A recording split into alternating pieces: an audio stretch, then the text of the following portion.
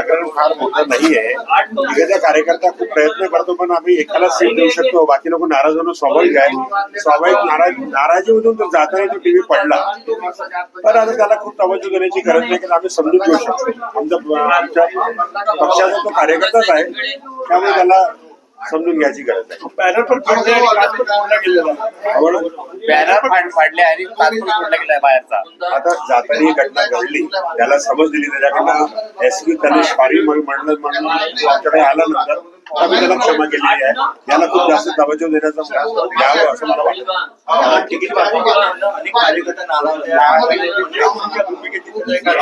निश्चितच आहे, कारण की एक सीट करता 10 लोक 5 लोक तिकीट मागतात. जेव्हा आम्ही एकाला देतो त्यापैकी 4 लोक नाराज होणं स्वाभाविक प्रक्रिया आहे. हे प्रत्येक पक्षात चालेल असं मला वाटतं.